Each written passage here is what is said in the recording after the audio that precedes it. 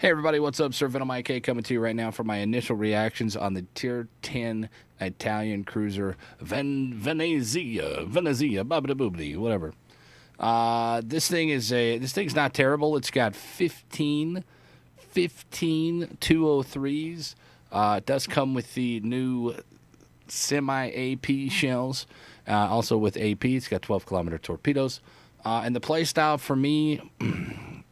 I'm thinking this is going to be a long range. This is going to be a long range cruiser, not unlike the Zao, not unlike the Hindenburg. And I think you're going to want to stay at long range. I don't think you really want to push in on this thing. I've done some pushing, and it's relatively okay. Looking at the armor scheme, it doesn't really benefit a push like the Hindenburg would push. But overall, it's been a pretty enjoyable time. Absolutely dominates DDs, and then we do okay against cruisers. Broadside cruisers, I was getting 10 and 12,000 damage just very consistently on the broadside of a Worcester from 10, 15 kilometers. I swapped over to AP, and it citadeled things with AP, so it was pretty good there. The only thing that I could think of people were going to have problems with this boat. They're not going to want to ever switch off of the AP or switch off of the SAP, which is the semi-AP for you people out there. There's no real reason to, and I understand the mentality behind this, because if you can get consistent damage like you can with the semi-AP, then why would somebody want to run the risk of missing or overpinning or anything like that? So I get the mentality behind it, but don't sleep on it, guys. So far, this thing's pretty good. I've actually enjoyed this boat. I've played it a handful of times, so we're up over 100,000 damage each. I think the second game that I played it, I was at like 150,000, got 2,000 base experience. We ended up coming back and winning the game. But it's pretty easy to play. The maneuverability, once you put on the rudder mod, is pretty good. It's really, really good. We're going 36.6 knots, so it's pretty quick. 760 meters of turning radius, and our rudder shift is 9 seconds, 9.3 seconds.